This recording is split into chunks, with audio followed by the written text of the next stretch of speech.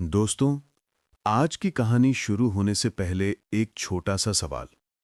अगर आपको एक दिन जंगल के बीच एक ऐसा राज मिल जाए जो किसी की जिंदगी बदल सकता हो और किसी की जिंदगी खत्म भी कर सकता हो, तो क्या आप उस राज को छुपाएंगे या फिर दुनिया को बता देंगे? आज रात हम सुनने वाले हैं अली बाबा और 40 चोर की वो वर्जन जिसमें राज ज्यादा गहरा है और खतरा पहले से 10 गुना ज्यादा। और दोस्तों, अगर आपको ऐसी मिस्ट्री कहानियां पसंद आती हैं तो वीडियो को लाइक जरूर कर देना और एक सब्सक्राइब करके हमें सपोर्ट जरूर करें ताकि हम और भी बढ़िया कहानियां आपके बीच ला सकें। कमेंट में लिखकर जरूर बताना कि आप कौन से गांव या शहर से ये कहानी सुन रहे हैं, जिससे हमें पता चलेगा कि हमारी कहानी आप कहां से सुन रहे हैं। चलिए अब बिना वक्त गवाए रात की खामोशी में वापस चलते हैं उन दिनों में जब एक आम आदमी को एक ऐसा राज मिलने वाला था जिसके पीछे 40 खूनी चोर सांस ले रहे थे। रात की हवा आज अजीब सी थी, जैसे उसमें कोई खामोशी छुपी हो जो किसी बड़े राज को संभाले बैठी हो। जंगल के किनारे एक आम सा लक्कड़हारा जिसका नाम अली बाबा था, अपने कांधों पर लकड़ियों का बोझ उठाए वापस घर जा रहा था। गुलदारा नाम का गांव जहां वो रहता था, हमेशा से गरीबी और मुश्किलों का साया झेला करता था, पर इस गांव की हवा में एक अजीब सी मिठास भी थी। लोगों का प्यार, साथ और एक दूसरे का दर्द बांटने की आदत। अली बाबा अपनी पत्नी साजिदा के साथ एक छोटे से मिट्टी के घर में रहता था। जिंदगी मुश्किल थी, पर दोनों के चेहरे पर मुस्कुराहट कभी कम नहीं होती थी। साजिदा के हाथ की रोटी और उसके बोलने का तरीका अली बाबा के थके हुए दिल में हमेशा एक सुकून भर देता। उस दिन भी वो घर लौटते वक्त सोच रहा था कि आज रात वो साजिदा से कहेगा कि कल सुबह थोड़ी देर से काम पर जाएगा, थकान हद से ज्यादा हो चुकी थी। अगली सुबह अली बाबा फिर से लकड़ियां काटने के लिए जंगल गया। धूप ज्यादा तेज थी और हवाएं खुश्क। दोपहर के आसपास वो एक बड़े पत्थर की छांव में बैठकर पानी पीने लगा। तभी उसने दूर से घोड़ों की तेज आती हुई धड़धड़ सुनी।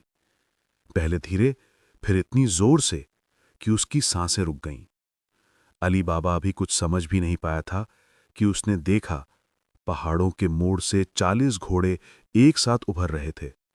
उन पर बैठे आदमी काले कपड़ों में लिपटे हुए, चेहरे ढके हुए, हाथ में चमकती तलवारें। उनके चलने में ऐसी सजावट और शांति थी कि देखकर ही डर लगता था। वो किसी आम टोली के लोग नहीं थे, वो चोर थे। और उनका सरदार तो ऐसा लग रहा था जैसे अंधेरा खुद जिंदा होकर घोड़े पर सवार हो गया हो। हर क्लिक के साथ कैमरे की स्क्रीन पर हल्की धुंध दिखती, जैसे कोई परछाई पीछे खड़ी हो। वो मुड़ा, कोई नहीं था। फिर ऊपर से टप टप कदमों की आवाज आई। वो धीरे धीरे सीढ़ियां चढ़ा। ऊपर दीवार पर एक पुराना दर्पण था। उसमें उसने खुद को देखा, पर पीछे किसी और को भी। सफेद साड़ी में खड़ी एक औरत बिना आवाज के मुस्कुराती हुई। आरफ पलटा, कोई नहीं। वो फिर दर्पण में देखता है, औरत गायब। तभी हवेली के पीछे से छनन छनन घुंघरुओं की आवाज आई। आरव का दिल तेज धड़कने लगा। उसने कैमरे में रिकॉर्डिंग ऑन की और बोला, दोस्तों, अगर आप ये फुटेज देख रहे हैं तो इसका मतलब मैं हवेली के अंदर हूं। मुझे नहीं पता आगे क्या होगा, पर अगर आपको सच में ये रहस्य पसंद है तो लाइक कीजिए और चैनल को सब्सक्राइब कीजिए, क्योंकि शायद ये मेरी आखिरी रात हो। उसकी आवाज कांप रही थी, लेकिन उसकी आंखों में डर नहीं, जिज्ञासा थी। ऊपर के कमरे में एक पुराना संदूक पड़ा था। उस पर धूल की मोटी परत थी, पर बीच में लिखा था, राजकुमारी रुद्रप्रिया की निशानी। उसने ताला तोड़ा। अंदर एक पुरानी डायरी थी। पन्ने पीले और स्याही धुंधली। पहले पन्ने पर लिखा था, आज भी उसकी चीख हवेली में गूंजती है। जिसने लौटने का वादा किया था, पर मौत ने पहले ही दस्तक दी। उसने अगला पन्ना पलटा। डायरी में लिखा था, कई साल पहले इस हवेली में राजा रुद्रदेव और उसकी बेटी रुद्रप्रिया रहते थे। रुद्रप्रिया को एक सैनिक से प्रेम था, पर राजा को यह मंजूर नहीं था। राजा ने उसे हवेली के तहखाने में बंद कर दिया और सैनिक को युद्ध पर भेज दिया। सैनिक कभी वापस नहीं लौटा और रुद्रप्रिया वहीं मर गई। मरते समय उसने कहा, जो भी इस हवेली की दीवारों को छुएगा वो मेरे इंतजार में बंध जाएगा। आरव की उंगलियां कांप गईं। उसे अब समझ आया कि लोग क्यों कहते हैं कि रात में हवेली में कोई चलता है। संदूक के नीचे एक पुराना कैमरा भी पड़ा था। उसने उसे उठाया। अंदर एक फोटो रोल मिला। उसने सोचा, सुबह डेवलप करूंगा। तभी पीछे कुछ खिसका। कौन है वहां? कोई जवाब नहीं। दीवार के पीछे झांका, कुछ नहीं था, बस हवा थी और एक हल्की हंसी। फर्श की ईंटें जैसे हिल रही थीं। एक जगह उसने देखा लोहे की जाली जिसके नीचे अंधेरा था। टॉर्च नीचे डाली, कुछ चमका।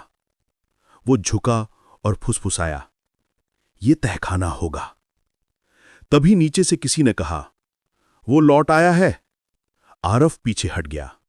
दीवार पर खून से लिखा था, मेरा इंतजार खत्म नहीं हुआ। वो डरते डरते पीछे हटा।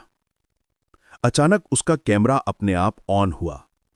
स्क्रीन पर वही सफेद साड़ी वाली औरत दिखी जो दर्पण में थी। अब वो आरव की तरफ बढ़ रही थी। उसकी आंखें खाली थीं, पर उनमें कोई दर्द छिपा था। आरव चीखा, तुम कौन हो? और उसके कानों में एक ठंडी आवाज गूंजी, तू वही है ना जिसने मेरा नाम लिया था। फिर अचानक दरवाजा अपने आप धड़ाम से बंद हो गया। हवा भारी हो गई। कैमरा गिरा और स्क्रीन ब्लैक। सिर्फ एक आवाज आई, रुद्र हवेली में कोई मेहमान नहीं आता, सिर्फ लौटे हुए आत्माएं आती हैं। और हवेली फिर सन्नाटे में डूब गई। आरव की आंखें धीरे धीरे खुली। चारों ओर घना अंधेरा था। उसकी सांसें तेज चल रही थीं। उसने हाथ हिलाने की कोशिश की, पर महसूस हुआ कि उसके दोनों हाथ किसी ठंडी जंजीर से बंधे हुए हैं। चारों तरफ सिर्फ सन्नाटा था। दूर कहीं से पानी टपकने की आवाज आ रही थी। मैं कहाँ हूं? उसने खुद से कहा। तभी अचानक दीवारों से हल्की रोशनी फैली। उसने देखा वो किसी पुराने तहखाने में था, शायद वही तहखाना जिसके बारे में डायरी में लिखा था। दीवारों पर पुराने दीपक रखे थे जो अपने आप जल उठे। और तब आरव ने उसे देखा, वही सफेद साड़ी वाली औरत जो अब करीब 10 कदम की दूरी पर खड़ी थी। उसका चेहरा अब साफ दिख रहा था, खूबसूरत पर उदास। उसकी आंखों में न कोई क्रोध था, न दया, बस गहरा दुख। तुम कौन हो? आरव ने कांपती आवाज में पूछा। औरत बोली, मेरा नाम रुद्रप्रिया है, वही जिसे इस हवेली में कैद किया गया था। आरव की सांसें थम गई। तुम आत्मा हो? उसने डरते हुए कहा। रुद्रप्रिया ने धीरे से कहा, अगर आत्मा वो होती है जो अधूरी रह जाए तो हां, मैं आत्मा हूं। कुछ देर तक दोनों के बीच सन्नाटा रहा। फिर उसने कहा, तुम यहां क्यों आए हो? आरव ने जवाब दिया, मैं एक फोटोग्राफर हूं। मैं बस तुम्हारी कहानी जानना चाहता था। रुद्रप्रिया हल्की मुस्कुराई। कहानी? यहां हर पत्थर मेरी कहानी सुनाता है, पर कोई सुनने वाला नहीं। उसने दीवार की तरफ इशारा किया। वहां किसी ने खून से लिखा था, वादा निभाना। वो कौन था? आरव ने पूछा। उसकी आंखों में आंसू आ गए। वो मेरा प्रेमी था, सैनिक आर्यमान। उसने लौटने का वादा किया था, पर युद्ध ने उसे मुझसे छीन लिया। हवा में एक ठंडी लहर चली। तुमसे गलती क्या हुई थी? आरव ने पूछा। मैंने प्रेम किया और इस हवेली के मालिक को ये बर्दाश्त नहीं था। उसकी आवाज टूटने लगी। तभी एक जोर की हवा चली और दीपक बुझ गए। अंधेरे में बस उसकी आवाज आई, उन्होंने मुझे इसे तहखाने में जिंदा दफना दिया था। आरव का दिल जोर जोर से धड़कने लगा। तो फिर तुम अब तक यहीं क्यों हो? क्योंकि मेरा वादा अधूरा है। आर्यमान ने कहा था कि अगर मैं मरी तो वो लौटेगा। मैं अब भी इंतजार कर रही हूं। आरव चुप हो गया। उसने महसूस किया कि हवा में किसी पुराने दर्द की गंध आ रही है। तभी उसके कैमरे की लाइट अपने आप जल गई। स्क्रीन पर एक अजीब तस्वीर दिखी। उसमें आरव के पीछे किसी आदमी की परछाई थी। कौन है वो? आरव ने घबराकर पीछे देखा, लेकिन कोई नहीं था। रुद्रप्रिया बोली, वो यहां है, वो लौट आया है। और तभी तहखाने की दीवारें कांपने लगीं, ऊपर से मिट्टी गिरने लगी। आरव ने जोर से आवाज लगाई, ये क्या हो रहा है? उसने देखा, एक दीवार खुद ब खुद खुलने लगी। अंदर एक गुप्त मार्ग था। वो दरवाजा, वहां मत जाना! रुद्रप्रिया चिल्लाई, लेकिन आरव पहले ही अंदर बढ़ चुका था। अंदर अंधेरा था, पर टॉर्च जलाते ही उसने देखा, हवेली नई जैसी लग रही थी। दीवारें चमक रही थीं। किसी ने सोचा शायद सरकार ने मरम्मत कराई होगी, पर अंदर जाने की किसी की हिम्मत नहीं हुई। 3 दिन बाद सिंधपुर गांव के डाकघर में एक लिफाफा आया, बिना प्रेषक के। उस पर लिखा था आरव शर्मा। डाकिये ने समझा शायद किसी का भूला हुआ पार्सल है। उसने गांव के सरपंच को बुलाया। लिफाफा खोला गया। अंदर एक छोटी सी मेमोरी कार्ड थी और एक कागज। उस कागज पर लिखा था, जो देखोगे उस पर यकीन मत करना। नीचे हस्ताक्षर थे, आरव शर्मा। मेमोरी कार्ड में एक ही वीडियो था। वीडियो शुरू हुआ, कैमरा हवेली के बाहर रखा था। दरवाजा खुद खुला, अंदर अंधेरा था।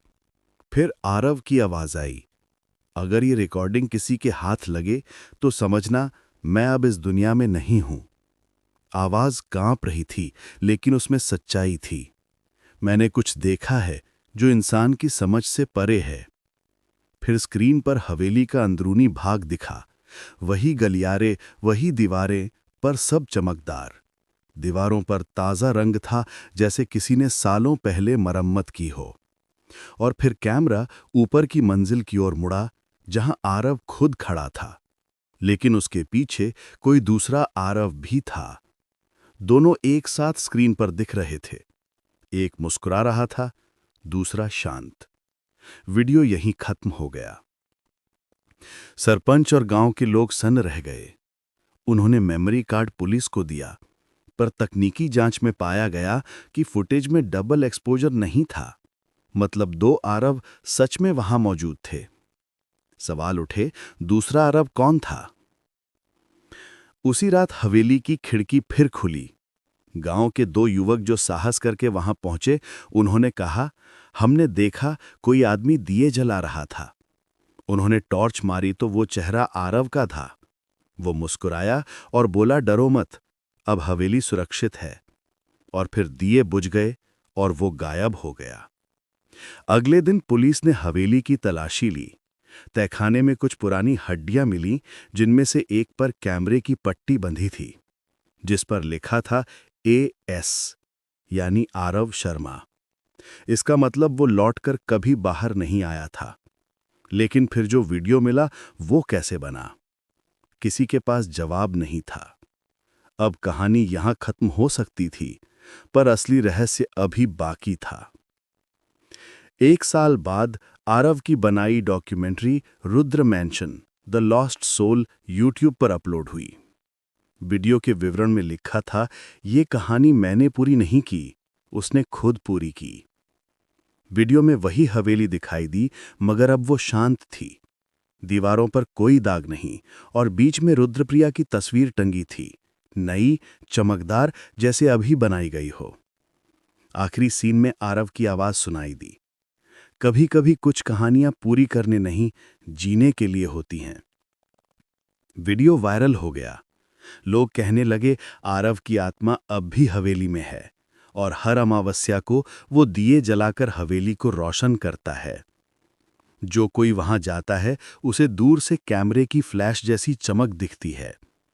गांव वालों ने हवेली के बाहर एक पत्थर रखा जिस पर लिखा, यहाँ वो आत्माएं सोती हैं जो वादे निभाती हैं।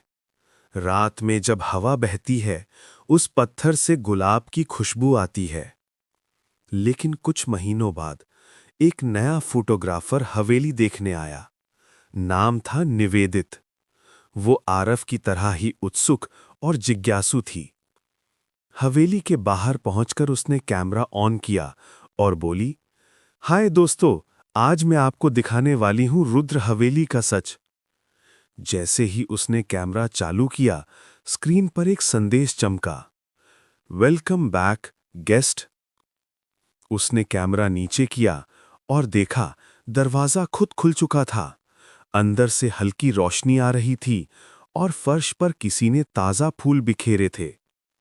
वो अंदर गई और सामने दीवार पर लिखा देखा, कहानी अधूरी नहीं रहती, बस किरदार बदल जाते हैं। उसने कैमरा घुमाया। दीवार पर एक तस्वीर लटकी थी। तस्वीर में आरव था, उसके बगल में वही औरत सफेद साड़ी में, और तीसरे नंबर पर निवेदित खुद थी। उसने कैमरा गिरा दिया। सांसें रुक गईं।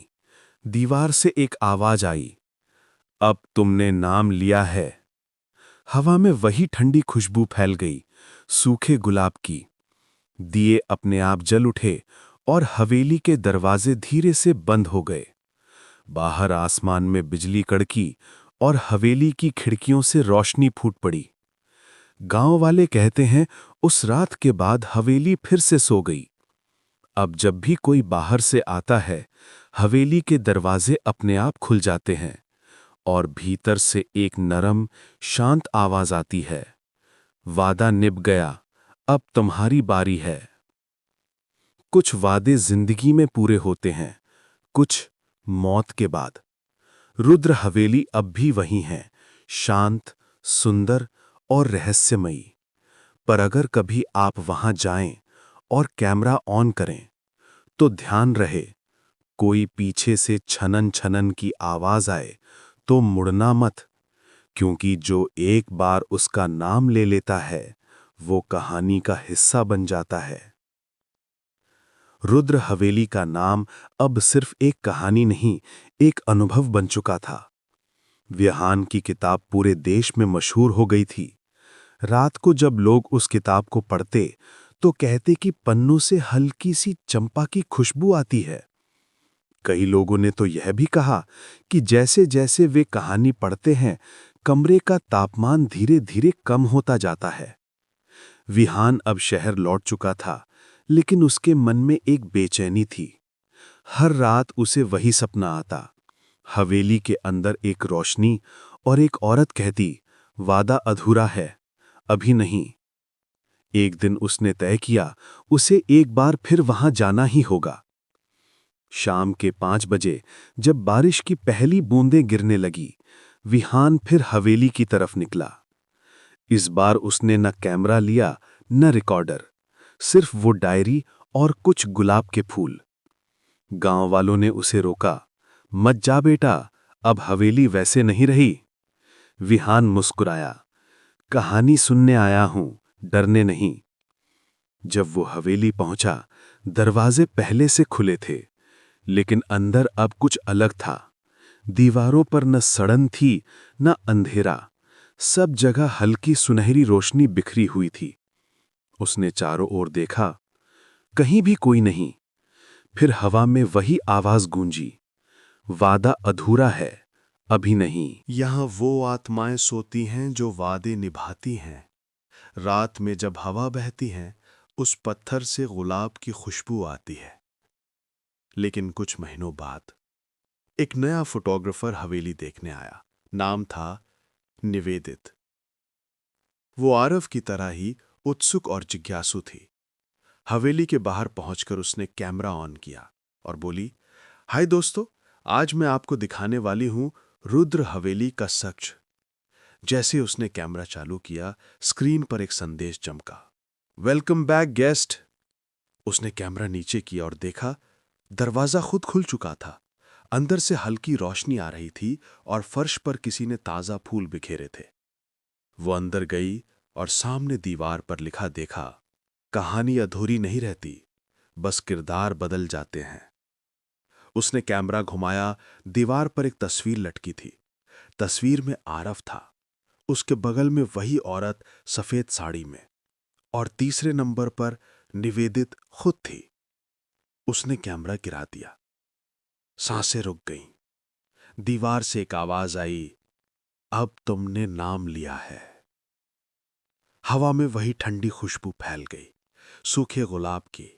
दिए अपने आप जल उठे और हवेली के दरवाजे धीरे से बंद हो गए। बाहर आसमान में बिजली कड़की और हवेली की खिड़कियों से रोशनी फूट पड़ी।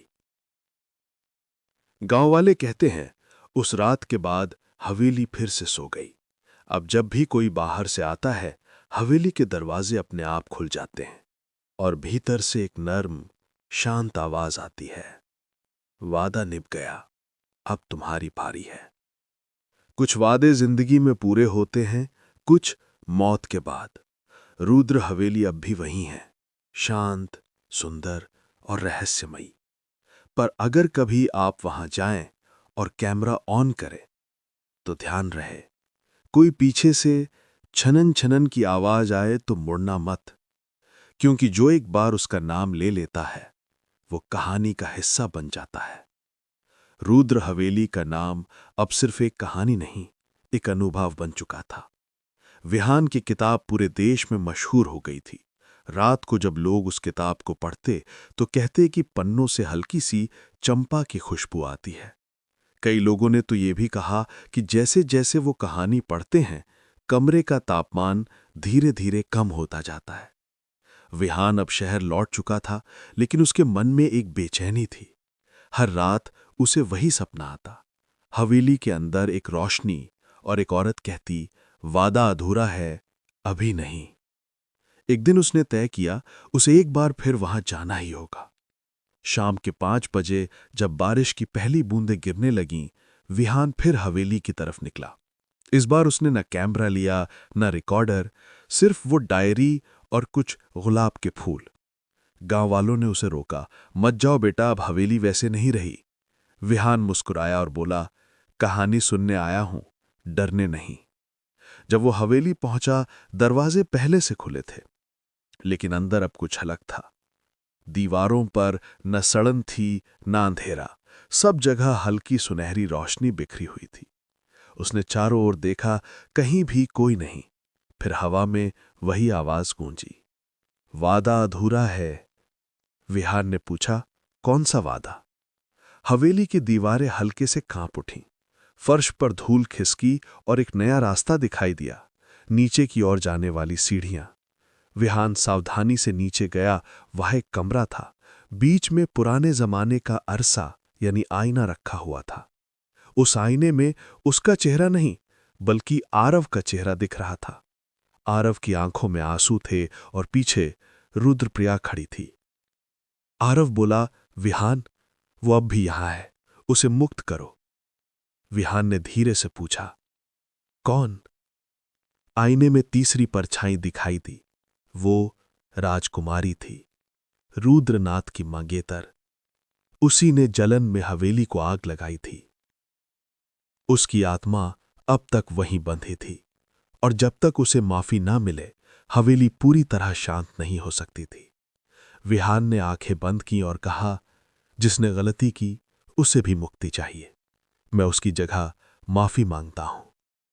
आईने में हल्की दरार पड़ी, फिर रोशनी फैली और दीवारों पर फूल उगाए।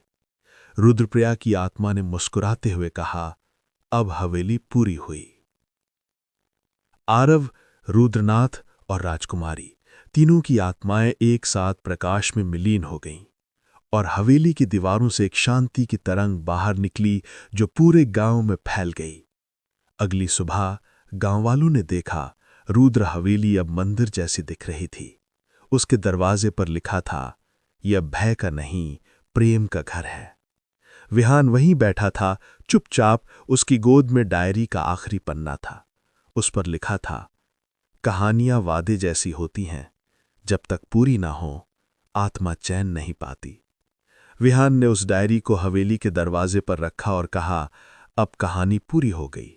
उसने आखिरी बार पीछे मुड़कर देखा। दीवार पर किसी ने सुनहरे अक्षरों में लिखा था, धन्यवाद लेखक। कुछ हफ्ते बाद विहान ने यूट्यूब पर एक वीडियो डाला। शीर्षक था, haunted mansion, the promise of souls, true story by Vihaan Mehra. Video में हवेली की वही तस्वीरें थीं, पर इस बार वो डरावनी नहीं, शांति से भरी थीं।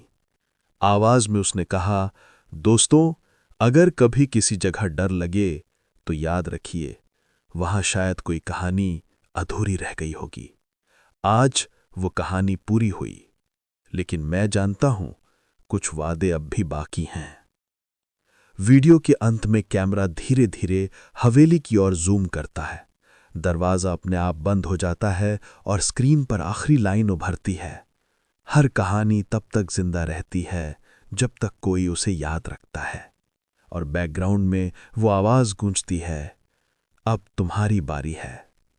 अब ये कहानी आपके पास है।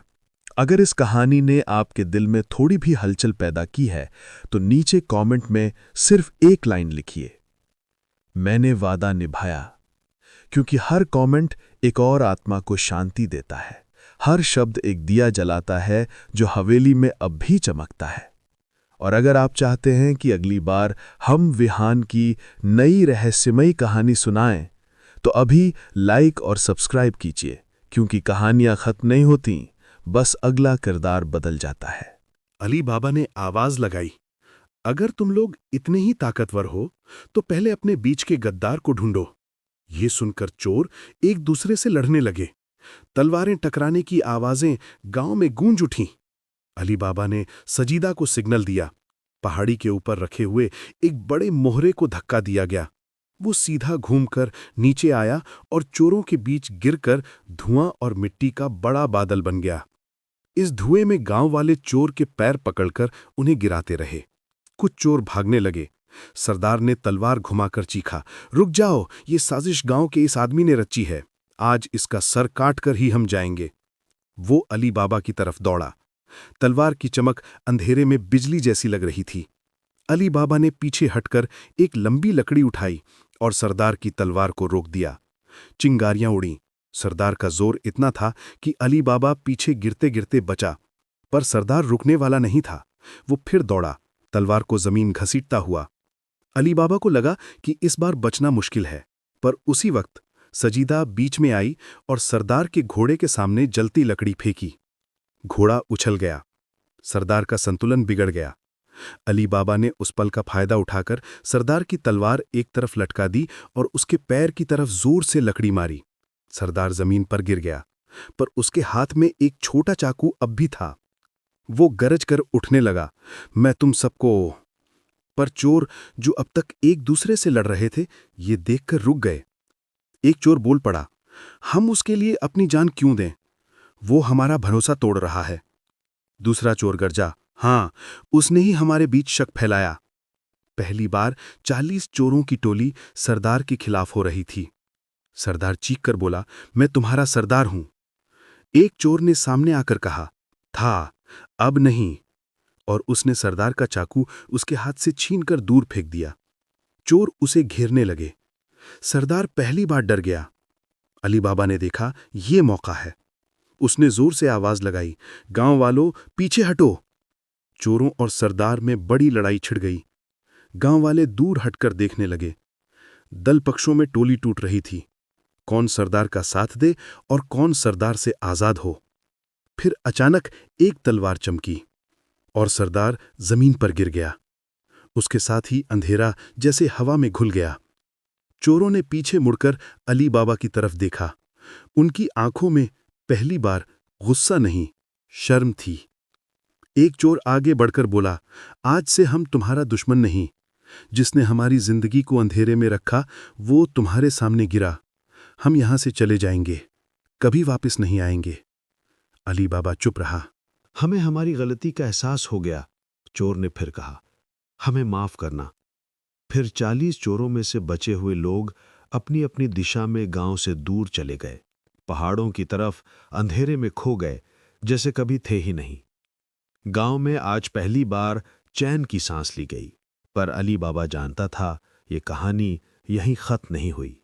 अंधेरे की जड़ कहीं और गहरी थी और उससे आगे अभी बहुत कुछ देखना बाकी था।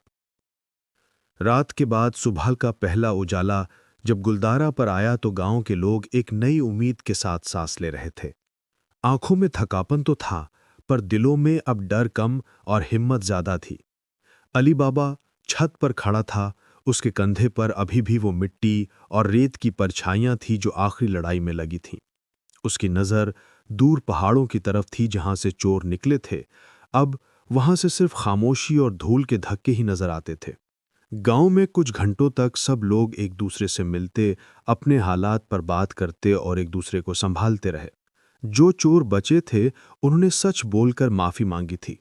कम से कम उनके बोलने का अंदाज इसी बात का सबूत था कि अब उनके दिलों में कश्मकश थी। पर अली बाबा को पता था कि एक बार अगर किसी ने जिंदगी में अंधेरा चला कर रखा हो तो उसका पूरा प्रताप एक पल में चला नहीं जाता। अंधेरा कभी कभी इंसान के दिल में ऐसा बैठ जाता है कि उठाने में सालों लगे। उसी दिन दोपहर को एक अजीब सी खबर गांव में पहुंची।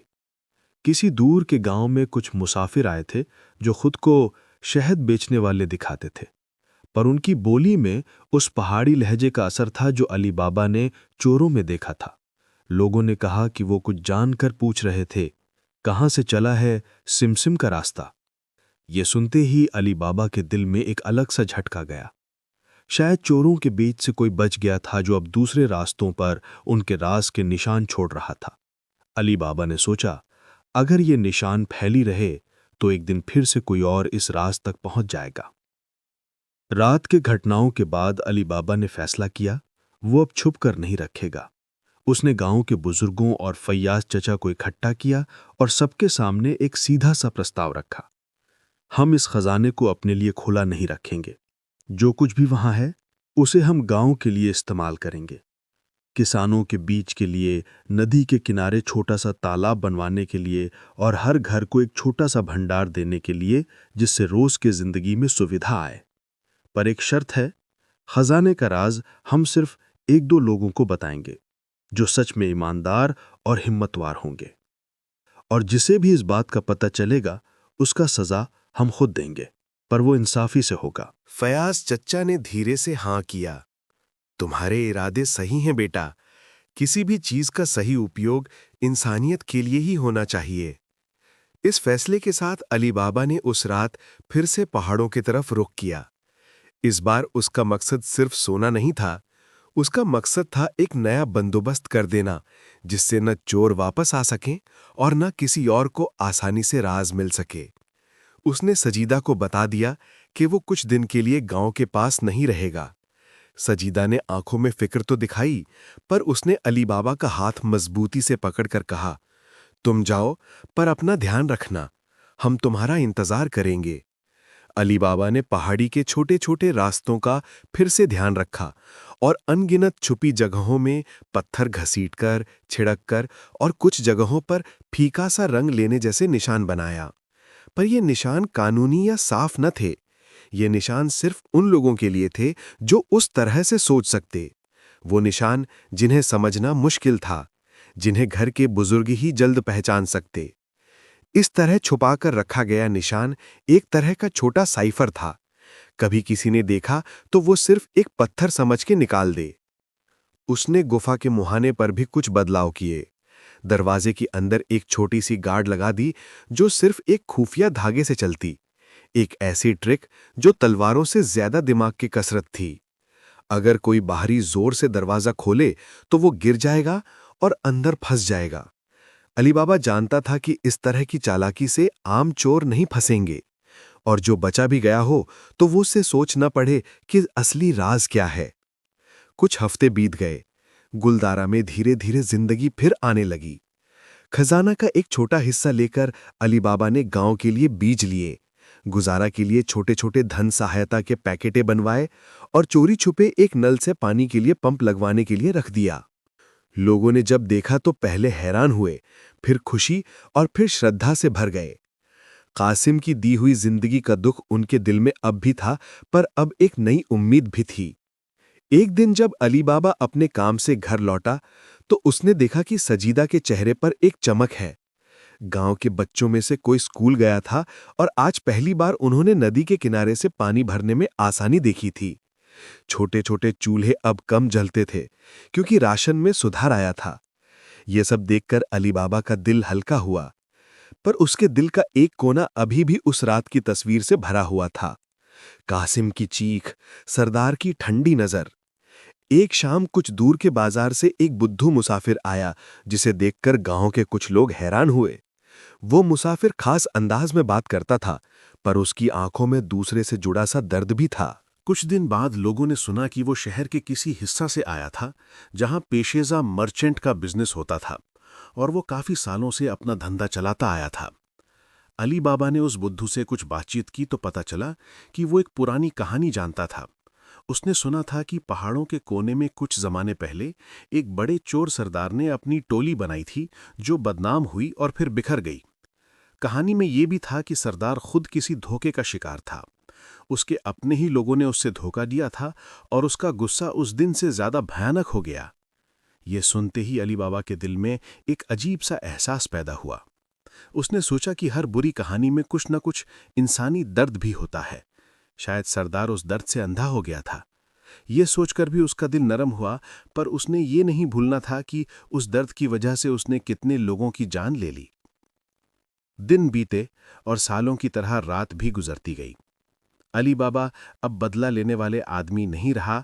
वो एक बंदे में बदलाव लेकर आया जो सोचता था और फिर पहले से ज्यादा संभल कर कदम उठाता था। उसने खजाने के बारे में कुछ बुजुर्गों के अलावा किसी को नहीं बताया। बस कुछ जिम्मेदार आम लोगों का एक छोटा कमेटी बन गया जिसका काम था खजाने का सुधार और उसका निष्पक्ष वितरण।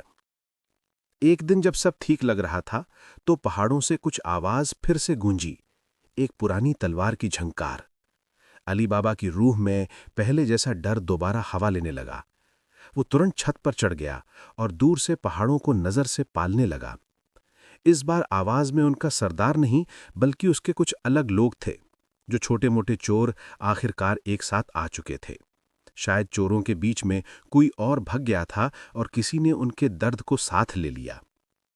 इस बार किसी बड़ी लड़ाई का इरादा नहीं था। चोर आए, लेकिन इस बार उनके इरादे बदल चुके थे। कुछ बदले हुए थे, कुछ थोड़े से मजबूर। उन्होंने अली बाबा के पास आकर हाथ झुकाकर कहा, हमने तुमसे गलती की। जो हमने किया उसका बोझ अब हमारे सर पर है। उनकी आंखों में पहले की गमगीन ठंडक अब कम दिख रही थी। अली बाबा ने पहले ही दिन डिसाइड किया था कि अगर कोई सच में पछताता है तो उसे कैसे जीना सिखाया जाए। अली बाबा ने उन्हें गांव के बाहर एक छोटी सी जगह पर थोड़े से काम दिए। रात के अंधेरे में चोरी करने वालों को रोजगार देने का एक छोटा सा प्रयास।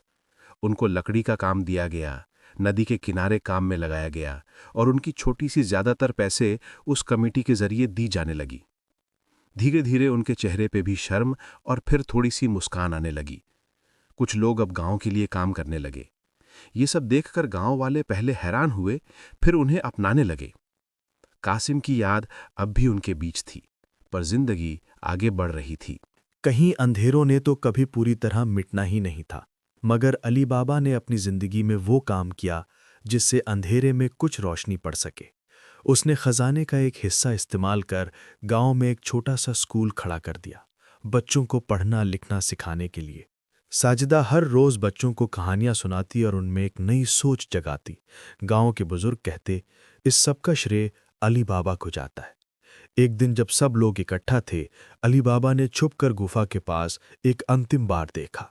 उसने सोचा कि दुनिया में हर चीज को किसी न किसी काम में लगाया जा सकता है, चाहे वो सोना हो या दर्द। उसने एक पल के लिए अपने आप से पूछा, क्या उसने सही किया? क्या उसने अपने भाई के लिए इंसाफ किया? दिल ने जवाब दिया, इंसाफ का मतलब हमेशा तलवार से काटना नहीं होता। कभी कभी इंसाफ जीने देने में भी होता है, ताकि अनेक लोग जी सकें। सालों के बाद जब गांव में खुशी फिर से बस गई, तो लोग कहने लगे कि अली बाबा ने जो किया वो एक मिसाल है। उसने चोरी के रखे खजाने को इंसानियत में बदल दिया, चोरों को जीना सिखाया और एक छोटे से गांव को डूबते हुए से बचाया। कासिम की याद कभी नहीं भूली, पर उसकी मौत ने सबको एक नई जीवन दृष्टि दी। एक शाम अली बाबा और साजिदा छत पर बैठकर सूरज के ढलते ही देख रहे थे। हवा पहले जैसी ठंडी थी, पर उसमें एक मीठा सा सुकून भी था।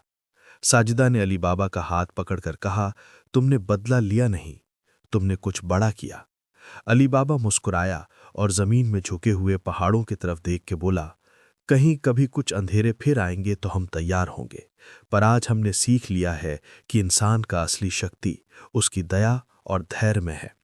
रात के आखिरी पल में जब गांव सो गया तो अली बाबा ने एक छोटी सी दीद की।